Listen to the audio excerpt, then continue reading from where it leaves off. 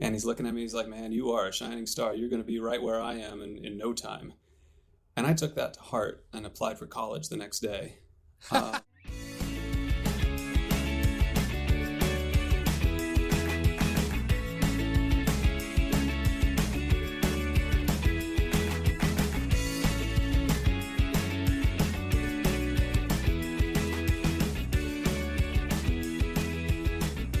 Welcome to the Exploring Washington State podcast. Here's your host, Scott Cowan. Well, welcome back to this episode of the Exploring Washington State podcast. Today, I'm with Andrew Byers of Finnriver Cider. Hey, Andrew, thanks for being patient. This is our second attempt. We had technology fail us before, but we're persistent if nothing else. So, welcome. Thanks very much. I mean, good things worth waiting for, right? Yeah. So, what's your story? How did you get started in cider, and ultimately, how did you end up here at Finnriver? Sure. Well, I think we've started referencing, we being the Finnriver, motherboard, referencing me as a culinary botanist. And what that looks like on the ground is straight out of high school, I went down to culinary school at the California School of Culinary Arts there in Pasadena. And after that, worked for a few years in some pretty swank restaurants in the general LA area. And then found myself one lovely evening talking to my chef. And, he's a couple beverages deep and maybe a full pack of cigarettes in. And he's looking at me, he's like, man, you are a shining star. You're going to be right where I am in no time. And I took that to heart and applied for college the next day. And decided that it was a lovely vocation, but that I thought the sordid underbelly of the restaurant world would not actually support me all that well. So then I spent a better part of 10 years up at Humboldt State studying botany and fungal ecology, chemistry, Spanish education, and English lit. And it's what happens when you spend 10 years kind of bouncing around in and out of the North Coast. During that time, I met someone, and they introduced me to some of their community out in upstate New York. And so being a California boy, I adventured into the Finger Lakes region, just south of Ithaca, New York. And I met some amazing fruit growers who were also cider makers. And so, fresh out of college, I started picking fruit for a living. And then, Were mom and dad just so proud? They knew I was on my own path, but yeah, okay. I mean, downwardly mobile, right? Right. And there's more there, I'm sure of it. But as I ended up started picking apricots and cherries early in the summer, and then ended up picking peaches and plums and apples. And after you pick apples, it's time to press the apples because that's what's on the agenda. And so we were doing farmers markets. And then once the apples were pressed, the fermentation began. And then as that kind of vintage pushes through, there's need for help bottling and then labeling and then selling. And so with a culinary background, I knew very much how to speak to chefs and how to speak about food. And the language of wine is very similar to the language of food. And so I was definitely a grunt on the ground floor doing whatever somebody told me to do, namely whatever Autumn and Ezra at Eve's Cidery told me to do. And those lovely folks were making some of the highest quality hard cider in North America, still are.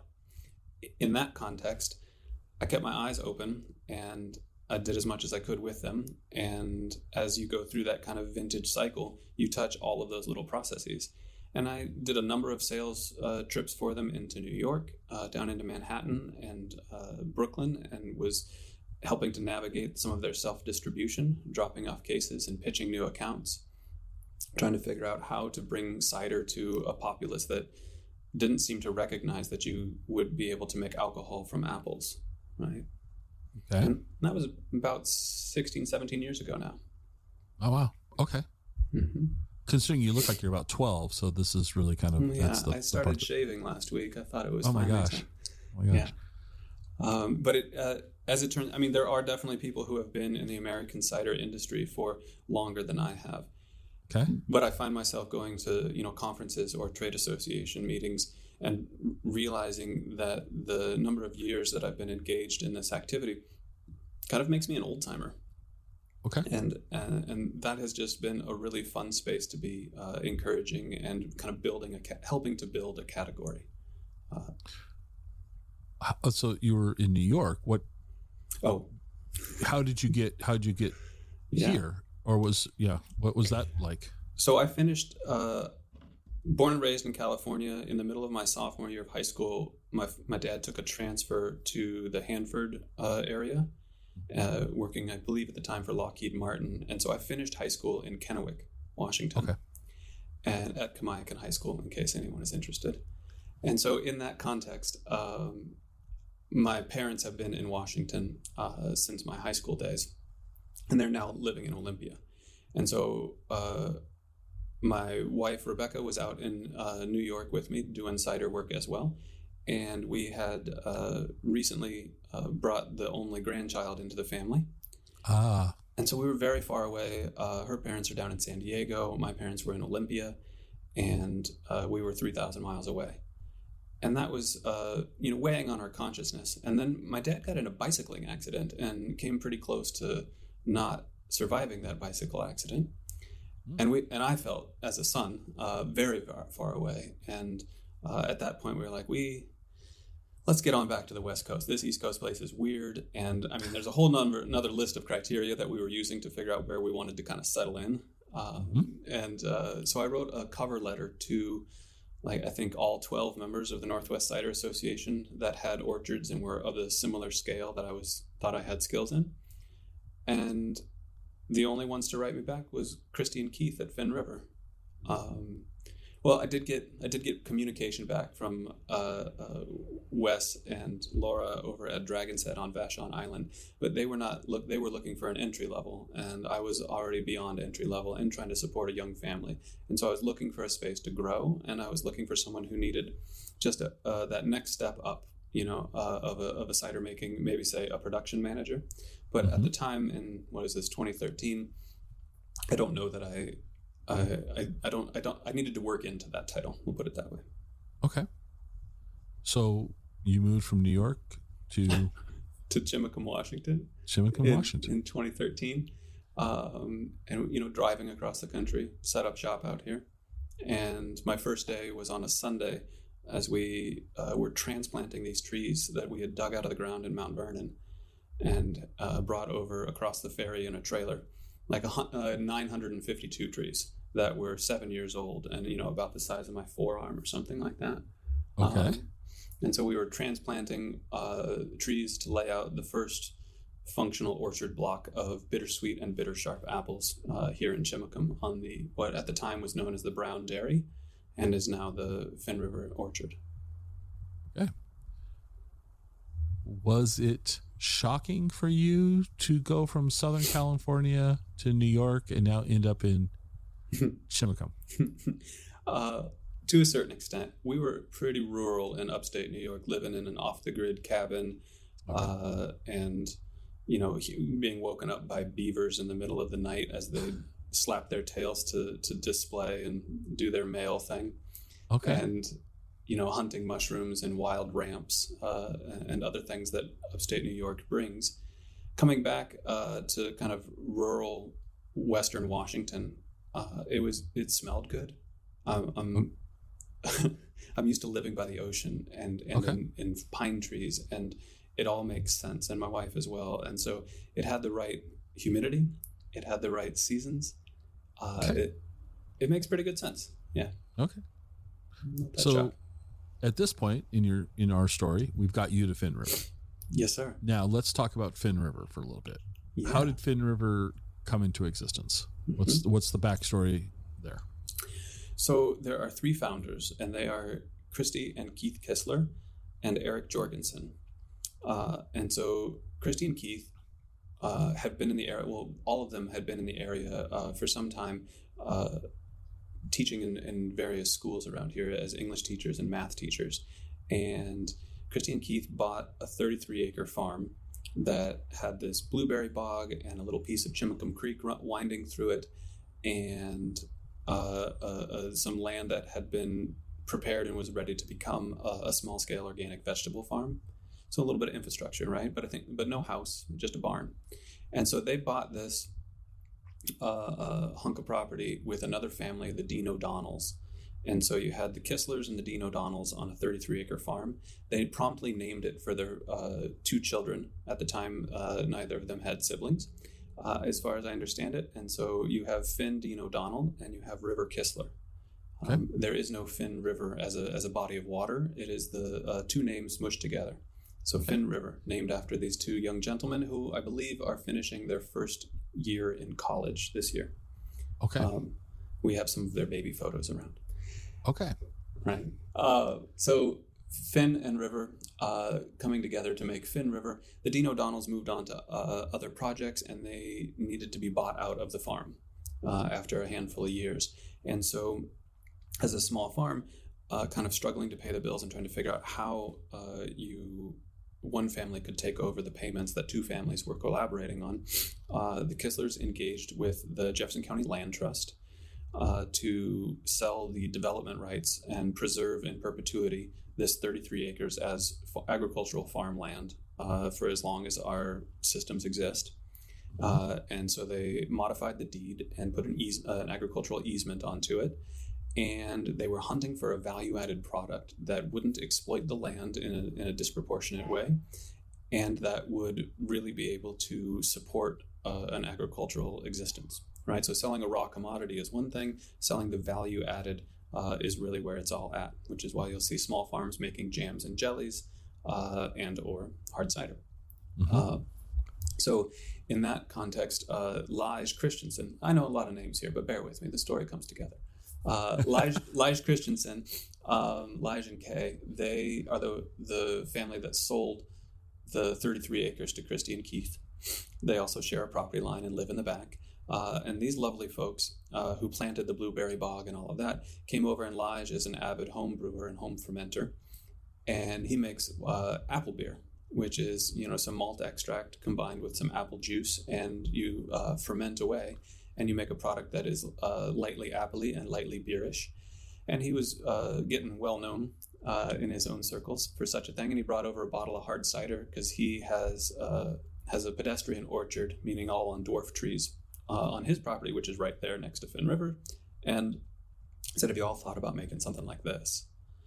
And that was back 2010 or so when these conversations were going on. And it was that kind of introduction to the concept of cider as a value-added product, where you could make specialty additions with fruit that you could get your hands on locally. And that because we're in Washington State, there's access to the commodity fruit that is the processing fruit that comes out of Washington State apple production. And so there was access to both, you could put trees on your land and make one thing, and you could buy in to be able to increase volume. So from a business planning perspective, you have this lovely synergy of what you grow and what comes from your land, and being able to supplement it with something that comes from a very strong regional identity. And putting those things to come together, cider has always been a means to an end for Finnriver. A means to protect the creek, or a means to preserve farmland, a means to save the farm.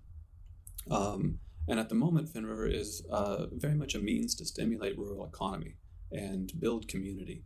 And we've been chasing down those mission statements for better part of a decade now. And we've moved from that original 33-acre farm about 2 miles down the road to where the Finnriver Orchard is. And we have revamped the old hay barns and the feeding trough, and turned the old milking parlor into a tap room. And in that kind of energy ball, we are now a rural destination location with a great big lawn and picnic tables and yard games, as well as live music programs on the weekends and some space for private events.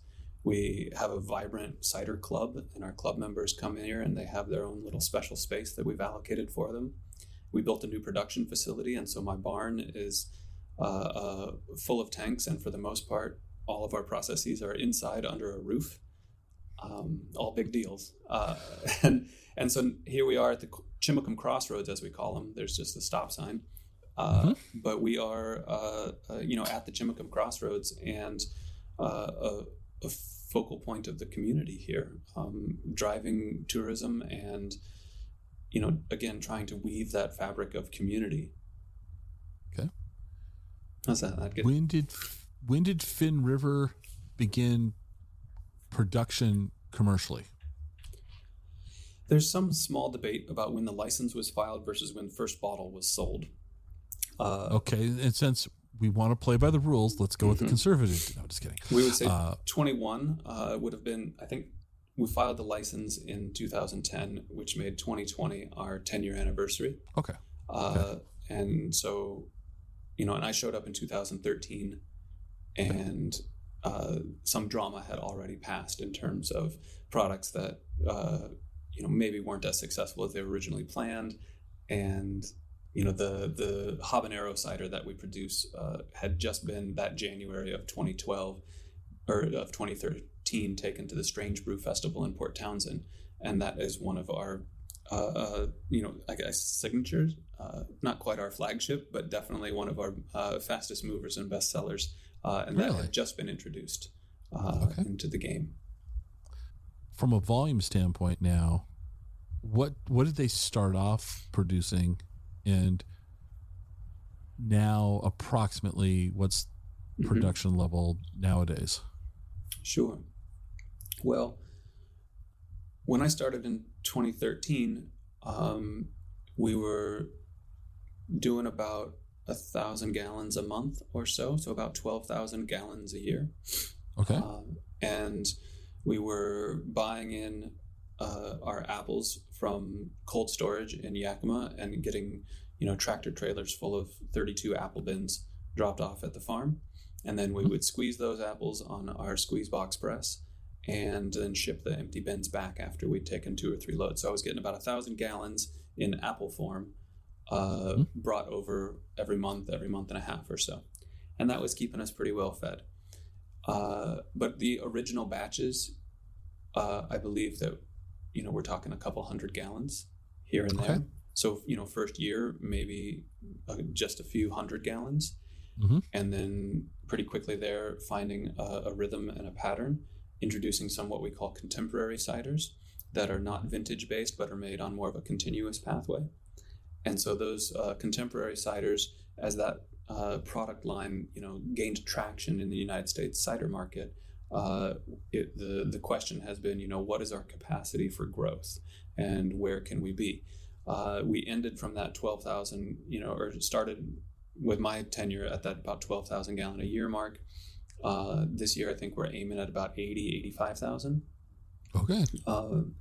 And, in that context, it's very much been organic for us in the sense that it mimics a growing organism, as opposed to, say, like venture capitalism. You can do the whole venture capitalism being like, if you build it, they will come, right? You get investors, you deck out your production facility with the capacity to do 250,000 gallons a year, and then you hope that you put all the rest of your money into marketing, right? And you hope that you can sell that much. I think Finnriver has approached it somewhat differently in that it's more like people just keep coming, so we've got to build something. Let's get on it. Okay. And in that way, I still have, I think almost all of the small tanks that we've started with, our 150, our 160, our 220 gallon tanks, they're still in use doing small, cute little batches of things. But, it started off with a few small tanks, and then it's always been this additive notion. And it's not that I won't get rid of anything, but our growth pattern has always just very much been, what can we afford and what do we need to meet needs now? And how can we be conservative in our debt and conservative in our risk? And that's been a really healthy feeling growth pattern. Yeah. So does this allow you, with having the access to the, we'll call them original tanks, to try things that you think might have a place in the market? Jalapeno pineapple meets guava. I'm just, adding words. So can you do like 150 gallon, test batch, if you will, to see if it does well in the tasting room? Yeah, not quite like that. But I think I get the heart in the question there. Like, I feel pretty strongly that I'm not going to experiment on my customer base. Okay. We are a premium cider, and it is, as far as I know, I think we're one of the most expensive ciders on the market. We're one of few that put organic juice and organic ingredients in it. And we focus on that premium. And at that price point, I just don't see any room for fiddling about to see if something works. And so, to a certain extent, yes, we have lots of possibility to innovate. But I do that innovation in much smaller batches, like carboys, 5-gallon jugs and things along those lines, to try out a new yeast here and there. And then if I like it and we've prototyped it and it's like, that has some potential, we'll go into a bigger batch, which has some risk, right? Like, I'm going to put $10,000 worth of juice in a tank, and I'm going to pitch this yeast that I liked in the 5-gallon version. How is it going to scale up? And what are the impacts going to be when the fermentation dynamics are on a really large tank? And then in terms of infusions and things that we're going to put into cider, which is a very American cider thing, we are very focused on our regional identity and building up our local farm network. And so we've constrained ourselves to only put things that we can tell a story about and be connected to into our cider. For the most part, this holds true. But while I can source jalapenos or habaneros from the just on the other side of the mountains that actually have some heat to them, we're not putting, say, like lemon rind or guavas and oranges and things into the cider.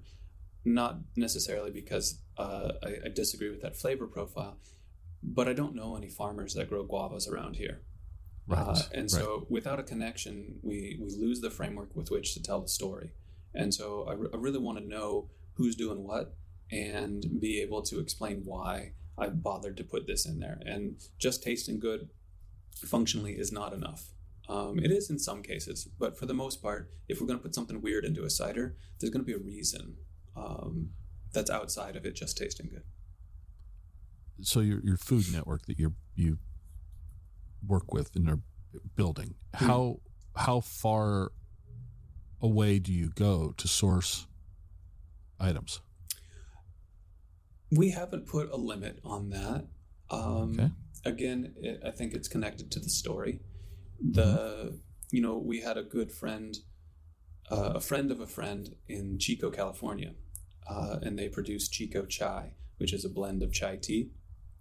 And at the time, we were looking for, I don't even remember the logic how it came up, but it was like, hey, meet this, Sarah is her name, and check out how conscientiously she selects her herbs for her chai blends and how delicious it is and things along those lines. And through that kind of familial network, we have a kind of cordial style, what we call a brandy wine, that is a chai brandy wine, and it's got a big pile of this chai tea infused into apple brandy and then mixed with a very lightly fermented pear wine. And so you have this kind of sweet chai forward bit of cordial that's about 18% alcohol. Okay, so that takes me down to Chico, California, with a story and a connection to why. There's also, similarly in the brandy wines, just because they offer some unique ways to present flavor profiles, a local chocolatier who selects single origin cacao beans from a single hillside or a grove. I don't know if they call them orchards or groves, and they get transported on a sailboat in a carbon neutral pathway.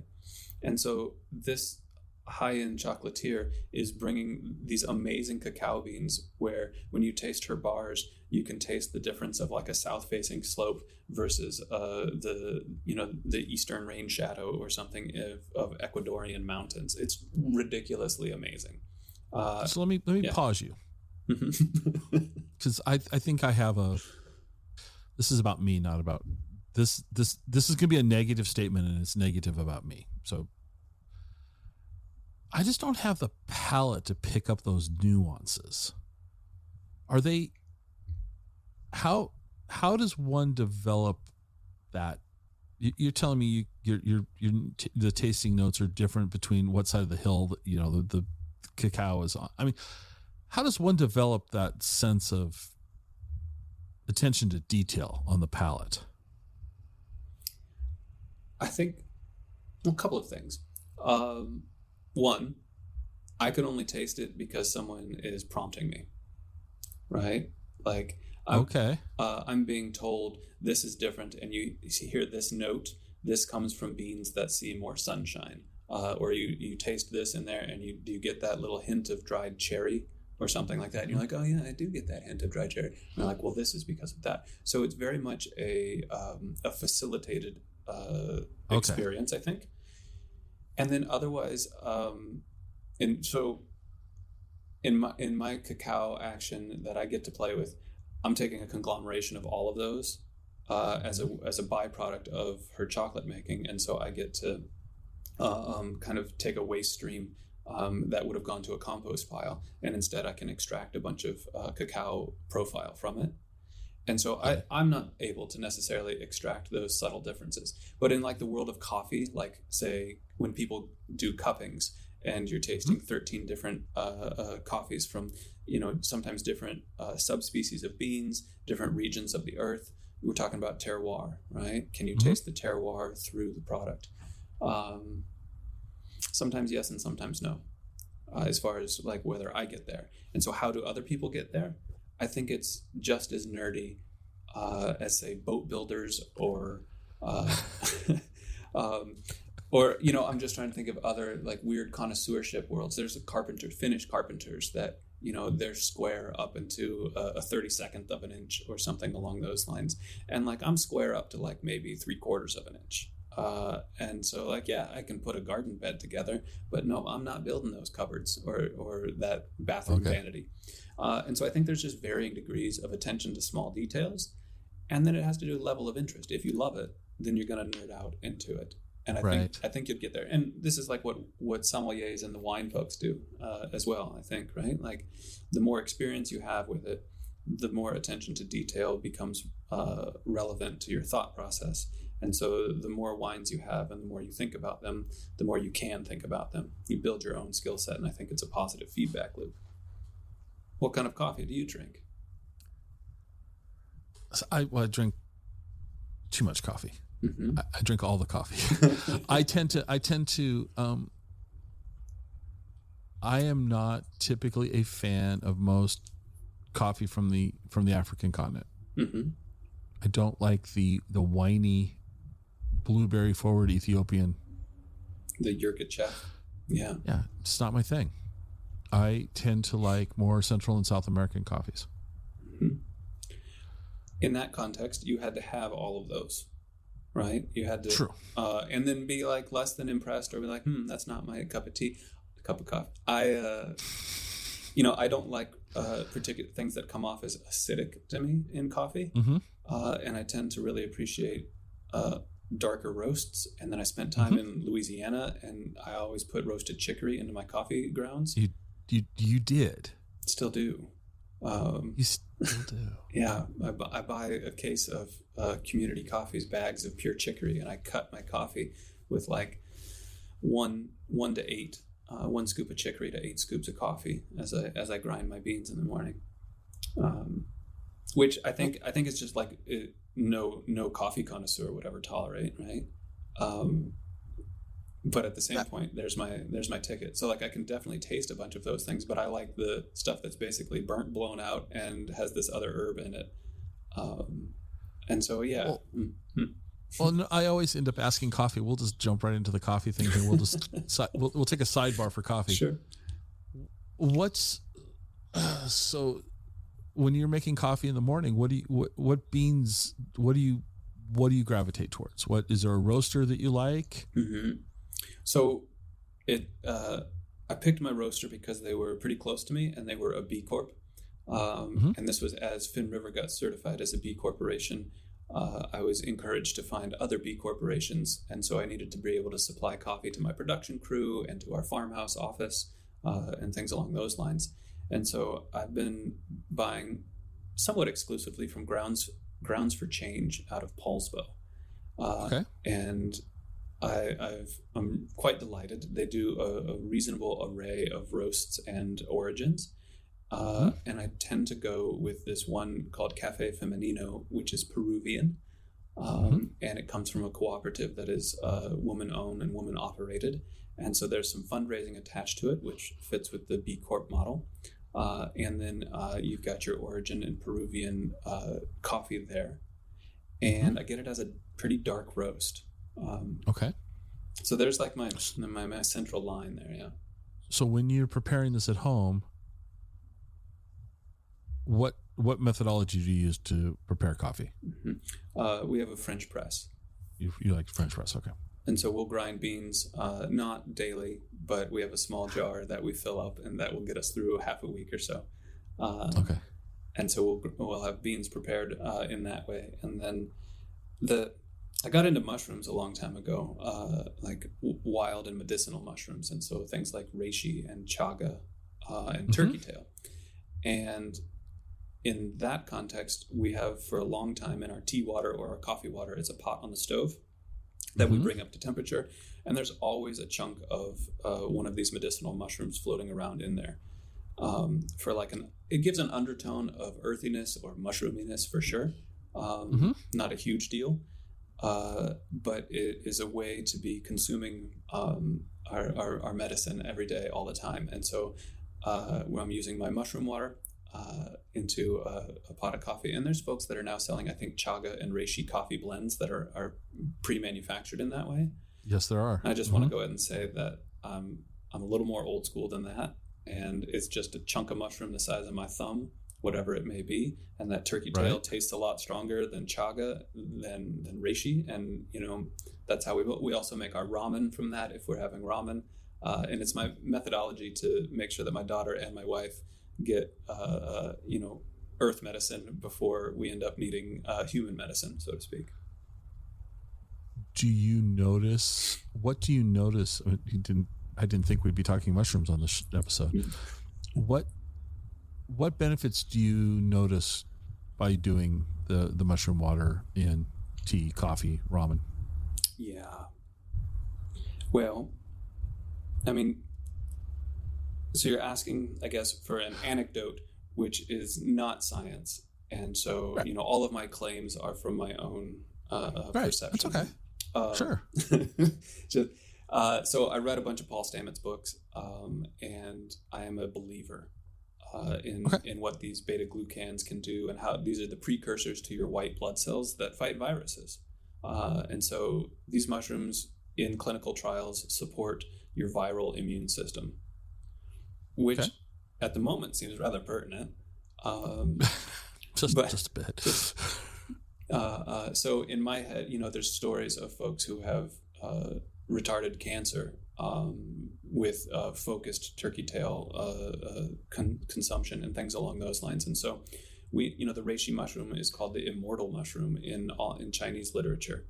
And it was the emperor's only mushroom for a long time. Like, the English wanted deer for their kings, and the Chinese apparent emperor wants mushrooms. Difference of cultures, yeah. Where do you source them from? Are you finding those locally? The reishi grow around here, for sure. Okay. And I find those locally. Same with the turkey tails. The chaga, honestly, I had one pretty rad harvest off of a fallen tree in upstate New York 15 years ago. And I have been judiciously guarding it and bit by bit putting chunks in. But it grows on black birch trees, and we don't really have those out here on the coast. And I've looked at the distribution map. I know where I've got to go when it comes time to try and harvest again. But they tend to grow high up on black birch trees, which grow in river valleys a little bit north of where we are. Yeah. So what are my benefits? I think I don't get sick very much, and when I do get sick, it turns around quick. I find myself pretty healthy, and I am not like slamming kale smoothies or anything along those lines to be really healthy. And I think my family stays pretty healthy. All right. Yeah, and maybe I'm fighting long-term cancer. That's what I'm telling myself in my head anyways, right? Okay. So to recap the coffee, though, you're using a Peruvian bean that's roasted dark. You're blending that with chicory, and you're adding mushroom water to it. Yeah, I mean, I've never really heard it laid out like that. It sounds kind of crazy. But yes, you got that right. I will say that you're the only guest that I've ever asked coffee that has used those ingredients in that combination. That's cool. I really do like the strong Louisiana or New Orleans style coffee. Okay. Growing up, my parents drank Café du Monde because of their time in Mississippi, and that's how they got introduced to it. And so, it's been the flavor of my parents' coffee growing up, and so there's a bit of that kind of inheritance for sure. Interesting. That explains why I'll drink Taster's Choice, because that's what my dad drank growing up. But I had that probably when I was 10 years old. Okay.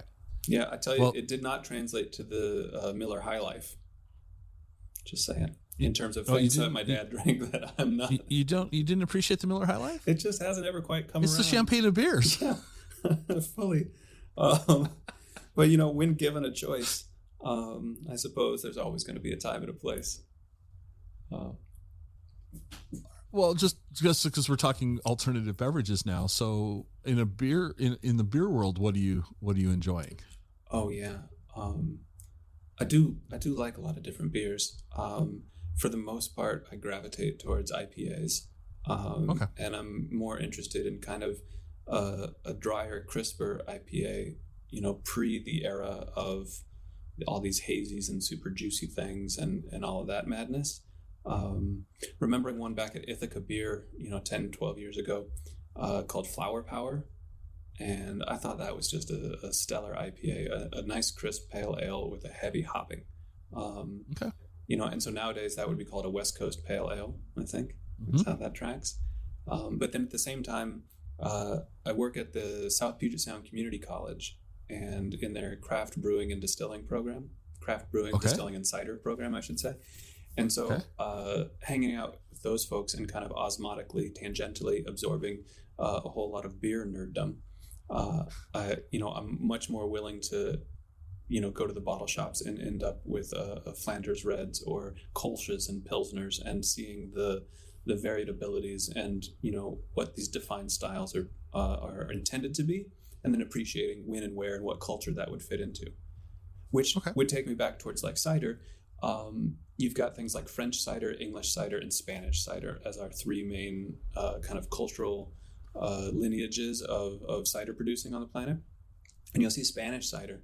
And, I believe at one point it was not legal for sale in France because Spanish cider had too much volatile acidity or too much vinegar, basically, to legally be sold as wine. And so it was too flawed to be sold in the French market or exported as a wine. And, that is a bit of lore that I have not fact checked. So be my guest to source through those notions. But in that, no one's going to argue that the French and the Spanish won't be defending their own turf. So, I could completely see that happening. Right. Well, what it comes down to is like, why would someone want to drink a cider that is open fermented, naturally funky, bringing, wild yeast profiles and a sharp, scathing acidity that some people see as flawed. And, it hits in that same notion of like, why would people want a soured beer? And when did the word sour become positive as opposed to a negative term, right?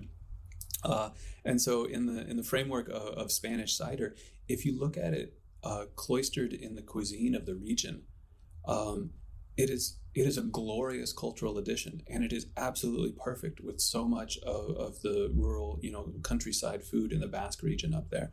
And, without going too deep into those dishes, if you think about terrines and what Spanish food really looks like, is pretty heavy, high oil contents, a lot of seafood, and a lot of cured meats, porks and sausages, and then heavy baked casserole kind of things, right? And you want a sharp shot of earthy cider to just like slice through that hard salty cheese, to slice through the I don't know, snails that you're eating as a tapas or something along those lines. And so it just has so much context. Might be a little bit weird to like take to a tailgate party over at a Seahawks game and just like chug in the before you go into the stadium or something. So it's not right for every occasion. Sure. But within its own culture, it's just glorious. And so, like Café du Monde with a beignet, a little fried food and some powdered sugar, like that is a primo morning right there. Okay. All right. I mean, I like the way that you gave it context. Okay. That you no, because you're right. If somebody were to hand you a Spanish cider at a tailgate at a Seahawks game, you'd probably, maybe you spit it out and go, this is awful. But with the right pairing, it's amazing. Sure. I mean, including with the right music, with the right people, right? With the right ambiance. Context is totally important. And I think the same applies to beer, right? You can always say that you're going to drink your IPAs because all I ever order is an IPA. Or you can say, I'm going to drink the appropriate beer for the appropriate occasion. Sure. And when there's, crusty oven-baked bread and spicy mustard and bratwurst, it's going to be, a Kolsch or a Pilsner or possibly even like a Berliner Weiss or something like that, right? You're going to find the thing that speaks culturally to what you're eating, and you're going to enhance your total experience. And that seems rad. Yeah, no, absolutely. Well, let's talk about pairing Finnriver ciders with food. Let's just go there. Sure. What? Well, I'll just let you just talk. Given my culinary background, I do feel like there's been some reliance for me to suggest and push with those pairings. And there's, the world where it's like, it goes great with grilled chicken and a salad, which you can say for a lot of things, right? So there's definitely like generic notions of like, it really doesn't matter what you're drinking. If it's fresh and tart, it'll be great with summertime or something along those lines. As you get more nuanced, we've been working on the lexicon at the Northwest Cider Association to help other folks determine how to pair ciders up. We're looking for things that inspire you to create that ambience. And so I think in the pairing world, there are some basic rules about palate cleansing and sweetness and the balance of acidity and or chewy tannins that would lend certain ciders to either certain cheeses or certain main dishes. I don't think I would recommend our blackcurrant cider, which is very fruity and super tart, with like a creamy Alfredo. But I do have something that would go well with the creamy Alfredo, and it pours a bit more like a gentle white wine. And so there's some, certainly there are wrong pairings to throw out there. But at the same point in time, a pairing is me or someone like me imagining what they think would blend well and how you would create this ambiance. How can you, if you're going with a Spanish cider, I don't think you need to put Spanish food on the table, but you should take into consideration that Spanish food has certain characteristics and Spanish cider has certain characteristics, and matching some of those things together will really enhance your experience as opposed to, things bumping heads in your experience. And so if it's not Manchego, it could be another dry aged cheese. And there's other pathways to get to dry cheese, harder, saltier cheeses. And, the Italians make a bunch of awesome hard, salty cheeses. There's hard Swiss cheeses that are quite delightful. In that kind of context, it doesn't have to be Spanish. You don't need to go to your cheese section and only be satisfied when you find that perfect pairing. But considering what you're, thinking through what you're putting together. If you're thinking about pairings, then you're trying to enhance an experience. And, do olives go well with fruity things? Not so much. I'm not going to take a bite of a peach and then pop 3 olives in my mouth. That doesn't seem appropriate to me. So I wouldn't. That doesn't. Yeah. Doesn't sound good. and so the idea of pairings, I'm sure sommeliers could have a much more firm interpretation of what works and what doesn't work. In fact, I know that there are absolute firm rules around pairings. In the world of cider, we are not beholden to the traditions and the history, especially in the United States, of like the wine industry and like the beer styles guides and we don't have to make Normandy style cider, we don't have to make English country cider, and we don't have to make Asturian cider. But we can make something that we think speaks to our regionality.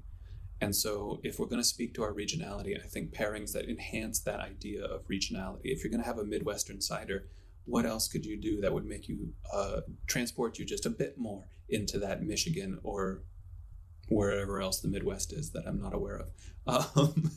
And so in the bioregion of, the Pacific Northwest or Washington State, do we have ciders that I think go great with grilled salmon? Yeah, totally. Can you put something fruity with salmon? Absolutely. Can you imagine huckleberries, blueberries, salal berries, and blackberries all being part of something that you eat with a fillet of grilled salmon in some form or another, in compotes or syrups or drizzles? Absolutely. Could you put that in a glass next to your plate and have some synergy there? Totally. Okay. Yeah.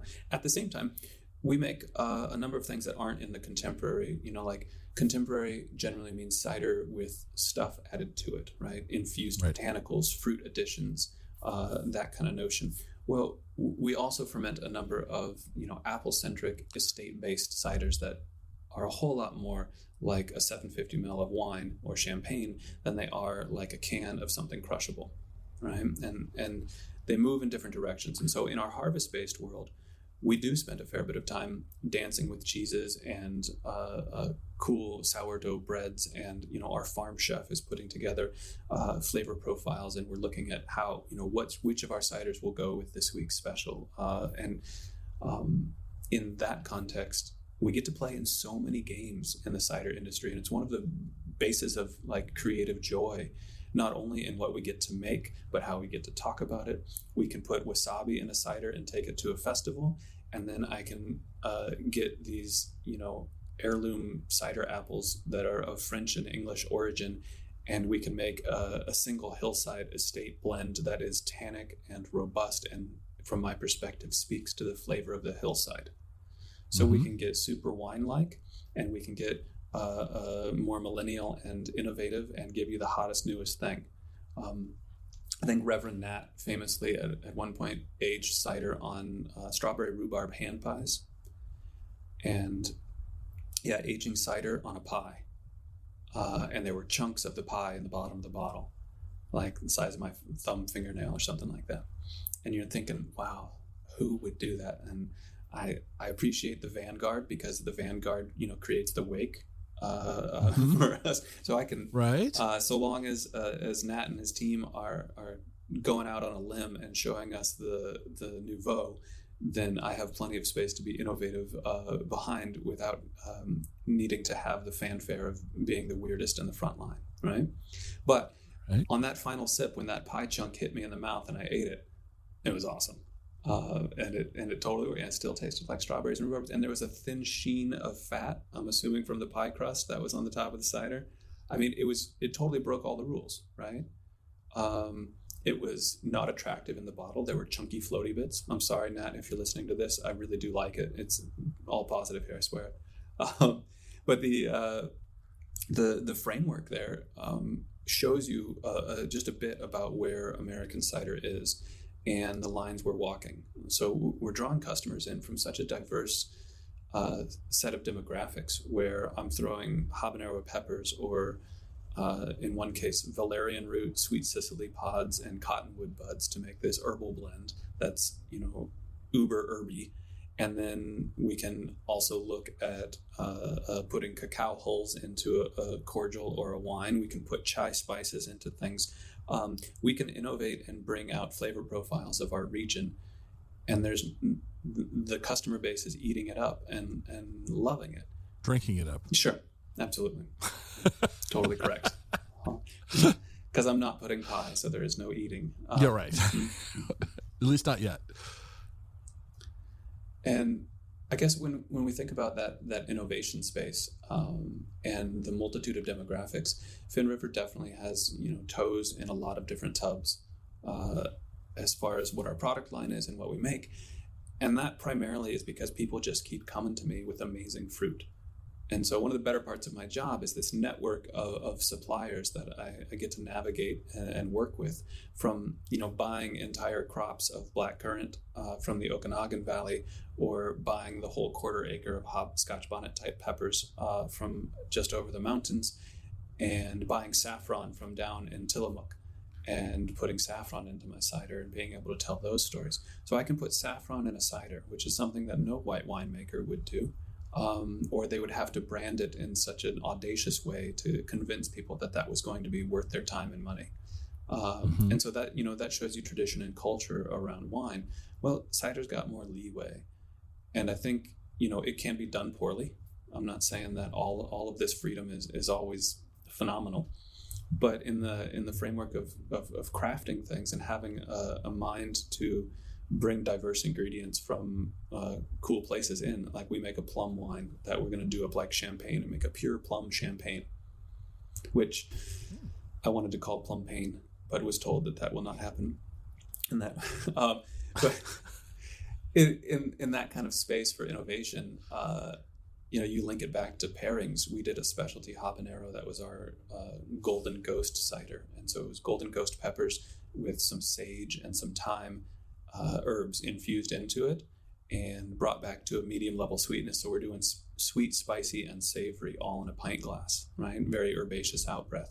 And so when you think about pairings, sure, you can take habanero peppers and you can be like fish tacos all day long, by all means. But you can also get into, with that sage and thyme that leads you towards proteins like pork and chicken, and whitefish, and then you can spiral out on how you prepare each of those dishes and where you end up, knowing that you have that inspiration of this kind of sweet, spicy, savory beverage to work with.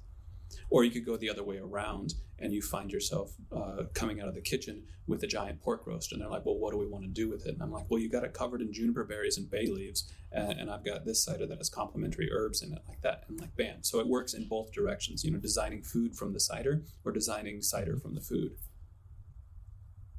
I'm going to put you on the spot. This is an impossible question. You can only work with one apple. That's it. No more. Mm-hmm. You get one answer. No other ciders the rest of your cider making career. What apple are you going to pick? Golly. I had one, and then I was like, no, and then no, and I'm spiraling into indecision.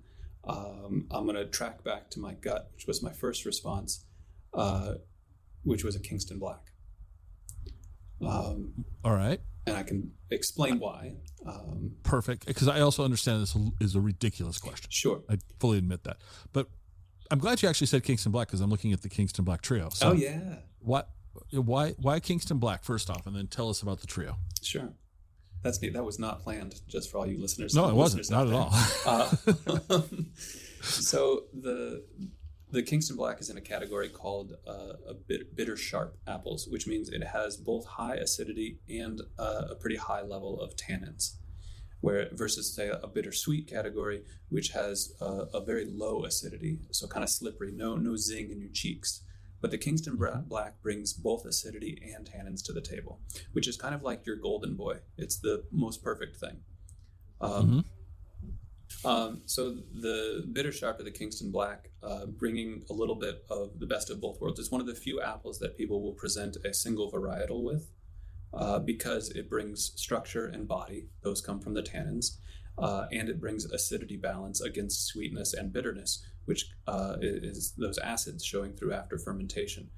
So in that context, I could live on some Kingston Black. They also taste pretty good. They're a little bit cakey and dry. The skin's a little too thick. The background is but the flavor is kind of like almost a little bit artificial grape candy. And so okay, it's just good, right? And so I'm not saying they're my favorite for eating, but they definitely are one of the best to ferment with, and they show well by themselves. Yeah. So what is the Kingston Black Trio that you guys are offering? Yeah, it digs into this concept of terroir, right? The flavor of the earth, or the flavor of the minerals showing through in the wine, meaning that if we grew Kingston Black apples in Chimacum, in a certain style or a certain kind of soil, that those Kingston Black apples would show different characteristics than the same apple grown on the other side of the mountains, say up by Wenatchee, where you have different geological formations, different water sources, different conditions altogether, right? But cider being such a young industry, the idea of terroir is something of the ages that has been developed over, I would say close to centuries, generally speaking. And you need cider makers to be making the same ciders, single varietals, or specific blends with proportions. You need some standardization to be able to make comparisons.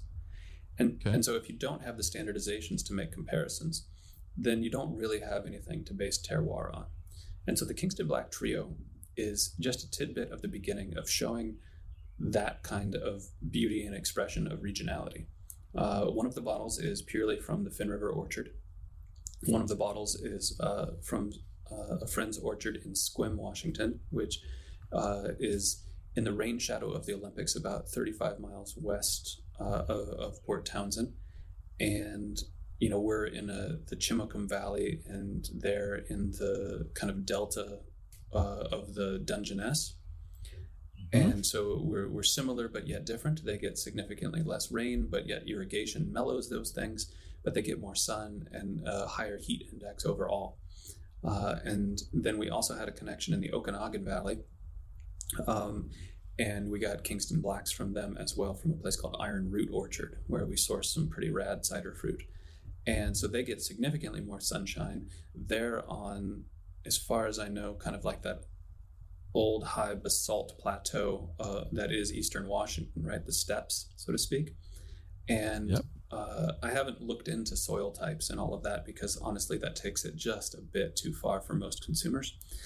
But we got apples, the same apple, from 3 different locations, and we fermented them each separately in very similar fashions. Not totally a clinical trial, because fundamentally I need to make something that's also going to be delicious.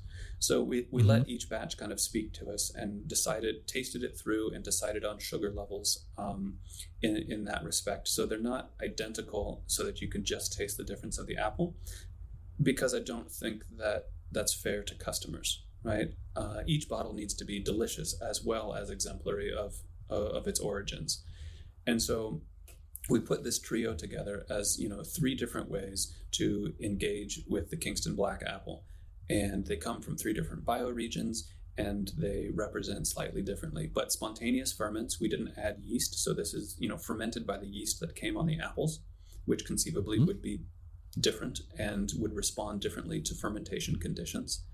And then we put them into bottles, and we've sold it, to my understanding, exclusively as a 3-pack, because I kind of like, they're good and I would buy them anyways, but I don't really want you to buy just one. I want you to buy all 3 and get some cheese and work through them. And so this was my attempt at trying to engage the nerddom, or the academics, or the folks that want to see the terroir developed, right? So you give us another 25 years of this, and we begin to take a move towards appellations of origin and quality characteristics defined by soil type and region. I'm scrolling back here into the shopping cart. I have to pick my state again. How many states are you guys currently shipping to? Well, we ship on our online store to, 42 or something along those lines. And that's through a couple of different software platforms that hold licenses to support that. So we can get most states. I think Alabama is a difficult one, for example. But which is different than distribution.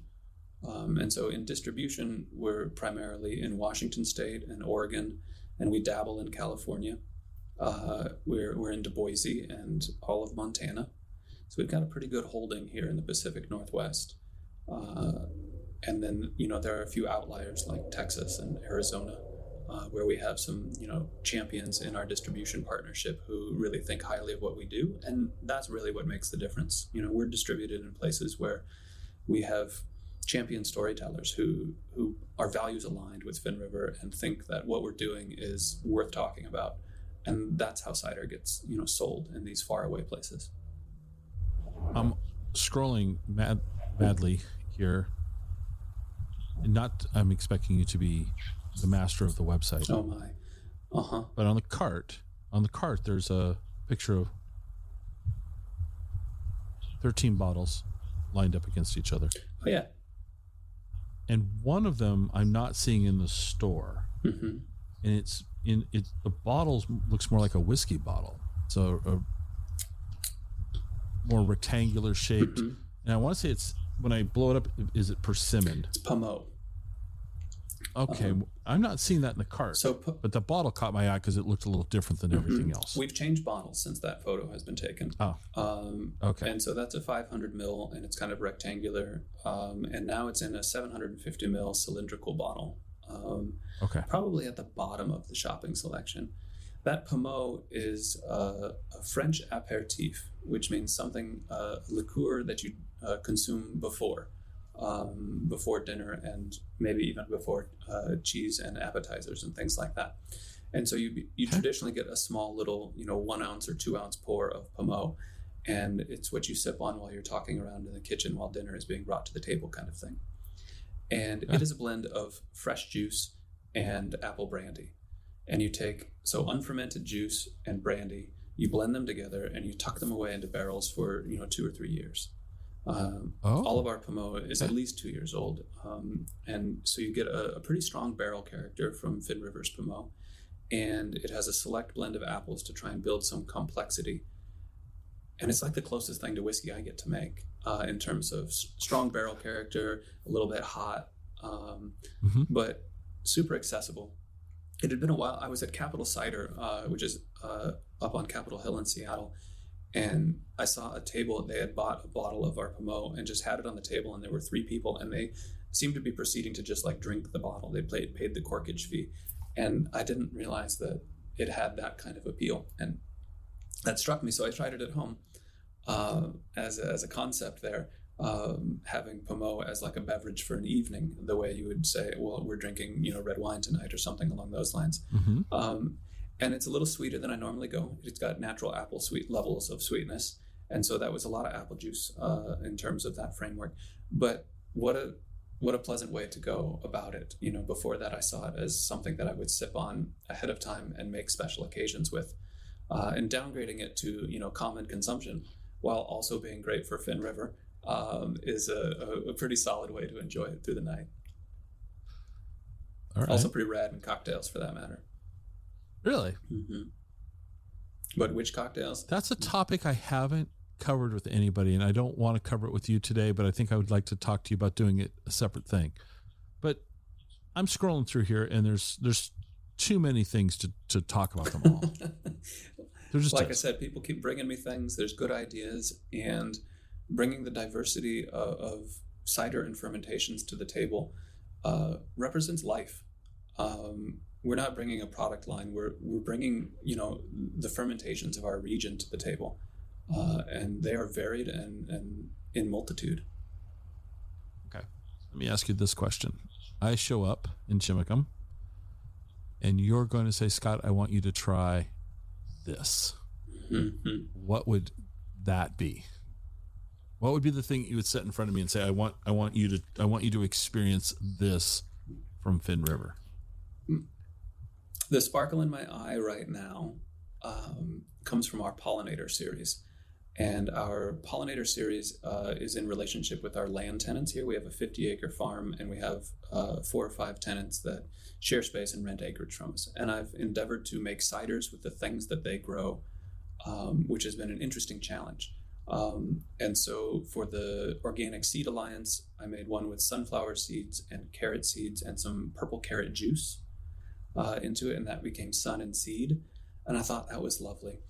And, there's 3-4 other tenants, and I made pretty successful, if not strange, botanical ciders that embraced and gave people an opportunity, a springboard to speak about the innovative work that's happening on this farm. And there's this one grain grower who happens to be Keith Kistler, founder of Finnriver. He grows a lot of grain and makes flour and has the Finnriver Grain Company. And he's growing, wheat and buckwheat and rye and spelt and all sorts of fun stuff in the fields right next to our orchard. And I was trying to figure out how in a gluten-free world can I possibly put something that he makes into cider so that I can make a cider that embraces his work, right? And so my first idea was to just put a shovel full of dirt into the bottom of a tank from one of his fields and make a dirt cider.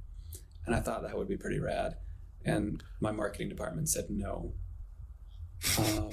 They don't sound like they're very much fun. They're telling you know an awful lot here. Well, I think boundaries create structure, and structure is the framework for creativity, right? I need some bookends here. Yeah. Bookends are important. Absolutely. And so going back on that, I was talking about fresh cut grass and how good it smells in the valley when he's cutting hay. And so we were talking about that, and I needed to avoid seed heads. And Keith said he'd cut me a bale of fresh early spring hay. And so he brought me this bale of hay that was from the first cutting in the early summer. And it had a lot of clover flowers in it. I mean, I think as hay goes, it probably had a lot of weeds in it. But I had this nice batch of finished cider, and I literally just got to shove books of hay into it. Like when you open up a bale, it kind of comes off in chunks. Right. And I was just immersing chunks of this bale of hay down into this tank of cider. And we left it in there for just over 24 hours and then pulled it out pretty quick. And I got this beautiful, like earthy, fresh cut mowed lawn kind of out breath where it's not dominant. It's not like the green grass Harry Potter Jelly Belly, right? Where you're like, whoa, that tastes like grass. It's subtle, and it's on the out breath, and it balances against a high acid cider, and it's called Field of Hay, and it has some gorgeous artwork on the bottle and a blurb on the back about the Finnriver grain and what it means to grow grain at small scales in this era and economy. And it also happens to be amazing, and not only like on a cold day refreshing, so that when you burp, you're like burping fresh grass, but as a pairing, and what it brings to the table, it brings an herbaceousness and earthiness, a grassiness, which are qualities of fine wine. And you can lay out prosciutto, and you can lay out your cheeses. You can put it with a burger, and you have enough balance and clarity in that cider that it blew me away. Like, I thought it was funny, and I knew we'd sell a little bit of it, and we could talk about it, and Keith would be tickled and all that kind of stuff. And then as it turns out, I kind of think it's really, really good. And it's novel, but at the same time, it's a perfect springboard in that pollinator series to facilitate table conversations about something more than the cider, because it's always been about something more than the cider. Wow. I never thought I would be talking to somebody about hay, cider, and a burger. Yeah, baby. In the same sentence, basically. Well, and speaking to the diversity of food and cider culture, where would we be if the food truck outside the cider house is selling, barbecued pork sliders, and we couldn't come up with a cider that would speak and embrace a big, heavy, drippy barbecue sauce thing with some onion rings, right? So I've got some ciders that I think would stand there. And being adaptable into that food world, we've got options, and we can dig in and make sure that we have a cider for you, wherever you are, whatever you're up to. All right. What's the future looking like for Finnriver? Do you guys got anything in the works that you can talk about that's coming down the road? Or well, I gotta say, I think we're really just holding on, and definitely still in a pretty solid recovery mode. We've got debts to pay and operating loans in the world, and a market share to recapture. COVID has been difficult as an industry that not only is part of the restaurant industry in our own flagship location, but also serves the larger restaurant industry as our main distribution pathways, right?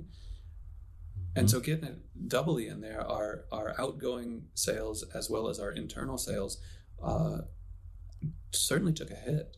Our staffing took a hit, and we held ourselves together pretty well. And so I have dreams, by all means, in terms of the future, but I think the horizon, is moving from about 30 days, which is where it's been for about 2 years, as far as how far ahead can we see. And maybe we're just now pushing up. We're seeing a whole summer of activity planned with live events or live music, and some of our more regular festivals and events coming back to the spaces here in Chimacum, as well as in the Port Townsend area. And we're thinking that we can staff people and that we have enough employees to provide the level of excellence that we're committed to. So like those things are coming together. Really happy to keep the horizon like this summer. This summer's going to be great. And it's going to be great here in Chimacum with lovely weather and sunshine and delightful cider. At the same time, trying to look at what the cider industry as a whole is looking like in some of my roles at the Northwest Cider Association or at the community college down there in Olympia, thinking about shaping workforces and continuing to elevate cider as a category. We are, as a small-scale cidery, but also a voice for sustainability in cider operations or in business operations. We're a certified B Corp, and so we have values to further. And there's a lot of, how do you put it? There's a lot of inequity to stand and face at the moment as a business in a capitalist model, and as a business that is claiming to be better or different or elevated from other businesses in that kind of B Corp way or the salmon safe way, certified organic way, those kind of things. Where is the work that needs to be done? And I think it's there in that fabric of community. And so my vision or my hope for the growth of Finnriver is to continue to pursue that kind of a beautiful fabric of community that is inclusive, to make sure that as we, have our various conversations about equity in this country and in this community, that we can stand with it and behind our positions and our claims and really walk the walk. That feels paramount. And I think that's on the horizon as we investigate policies and have difficult conversations regularly. Okay. So when you're not making cider, when you're not helping teach the next generation of beer makers and cider makers, what do you like to do for fun and recreation? Oh, yeah. Well, I have a 10-year-old daughter, and this, for example, this year was her 5th grade year, and in Washington State, 5th graders ride for free at most of the ski resorts. And so I felt it was probably the least expensive time for her to learn winter sports in that particular way. And so I bought myself a season pass to Hurricane Ridge, which is our local rope tow based ski hill, the only ski resort in a national park, as far as I understand it, and up there near Port Angeles, right? And so we had to get there 6 times in order for me to break even on my season pass. And so we hit 7 adventures up to Hurricane Ridge for ski days, and then I capped that off with a final end of the season trip here in April to the Mount Baker ski area, which was her first time on a chairlift, for example, and her first time having just epic 2 and 3 minute long rides where your legs are exhausted just trying to get down the mountain, and you need the chairlift for rest and recovery time. So there's some outdoor sports. I do a fair bit of gardening and working on setting up a big greenhouse at our own property. And I play a little soccer, but less and less as the bones and the joints get older. We raise some mason bees and plenty of chickens and things like that. So there's very domestic aspects that are where I take my respite. Yeah. How did she like the chairlift? Let me ask a 2-part question. So Hurricane Ridge, and she's up on the tow rope. Was she enjoying herself? Oh, yeah.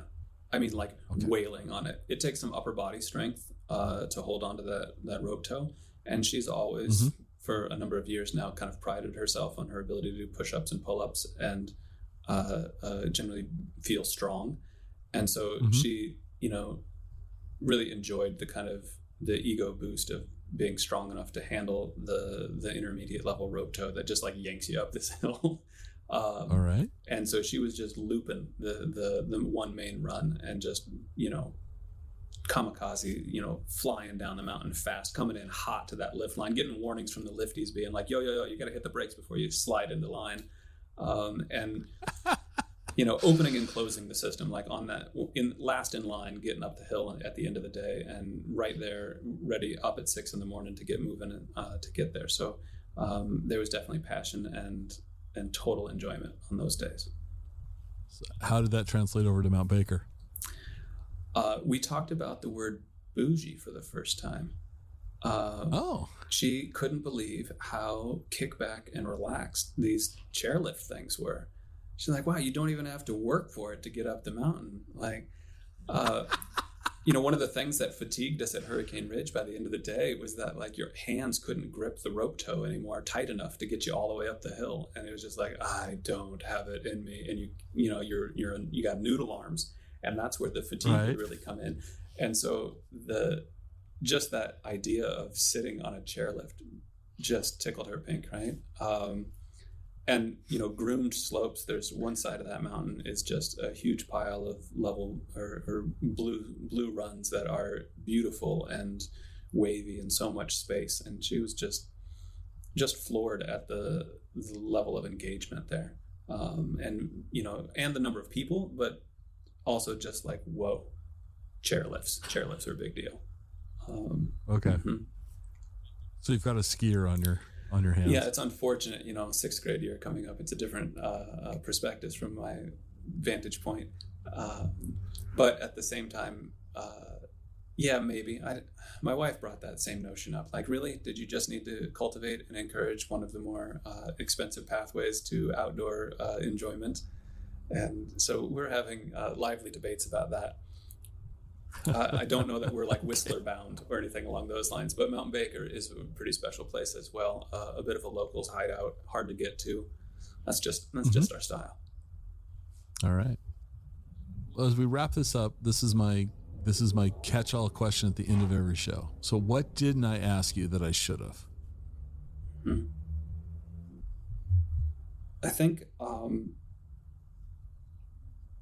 to a certain extent, we've talked about it, or I've been speaking about it most of the time, but why is Finnriver Cider something different in a cider market that has hundreds of new cideries, where we don't even know if we have the market share in the category to support this many. Like, there's a lot of education out there necessary to support a continually growing category or segment of business, and I think that framework about why Finnriver, why would you choose, and it comes down to this idea of values alignment, and talking about why we connect with people and why Finnriver is doing what it's doing, but also why you're doing whatever you're doing, and seeing that the network of support between values aligned people builds a more powerful community voice.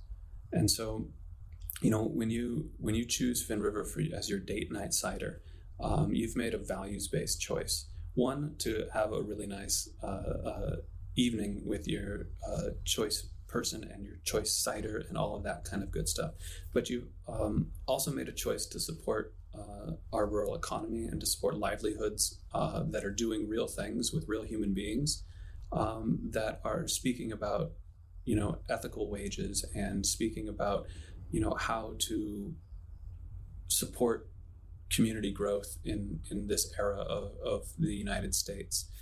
In that kind of context, I think it takes me back to this notion of Julia Butterfly. Remember that I went to Humboldt State for 10 years. And Julia Butterfly used to end many of her presentation or speeches with a conversation about using your green energy. And while we were at 420 festivals, the green energy that she was speaking to had to do with your consumer capital, right? Like your money, and where you spend your money changes how that money cycles through the economy. And so choosing local and choosing to engage with the things that you put inside your body and think deeply about them, these are the things that Finnriver is interested in. And it allows me to be on a page where I can openly and delightfully encourage you to support other cider houses and support the growth of the cider category by caring about the Kingston Black Trio and thinking about cheese and protein sources and what you're going to pair things with. Let's elevate this regional product because apples grow here. And this is a value-added pathway that feels doable and accessible. And so if that is true, how do we elevate this as a whole? And we do that with these values-aligned choices. And so, it's a little long-winded, but it ties it all in. And it's what keeps me going. You know, why am I staying in Chimacum for 10 years after being in Louisiana and New York and LA and Kennewick? Yeah, a little roundabout there, but I think that gets to it. It does. I appreciate that. Well, Andrew, once again, your tenaciousness with technology. Oh, yeah. Because I appreciate that. And I have enjoyed myself immensely listening to you talk about, I can't believe we're going to talk about mushroom water, chicory, and coffee. We didn't even talk about birds. A kid. Oh, yeah, we didn't. I mean, we could have gone in many, many different directions. I know that. But no, in all seriousness, listening to you talk about cider and listening to you talk about the mission that Finnriver is on has been truly enjoyable. And so I appreciate your time and thank you very much for being on the show. My pleasure, Scott. I appreciate what you do and the perspectives that you bring to your guests and your presentations. It makes the world feel available, and that's necessary too. At the same time, I would love to see you come out here, and that goes to everyone else out there as well. Finnriver is about having people out here. Come put your feet on the ground out here. It's both glorious and invigorating. Well, we will put a link to the Finnriver site on the show notes so that people can check that out and see the hours of operation and all that, what's coming up and all that, because you guys have a nice detailed list. Yeah. And you will see me out there. I will be there this summer. Fantastic. And it's at the time that we're recording this, it seems like summer's just around the corner. I mean, yeah, I'll believe it when I see it. My summer calendar is frighteningly crowded already, but this is gonna be a fun year for me to get out and explore Washington. So I'm looking forward to it. Fantastic. We'll talk soon, Scott. Take care.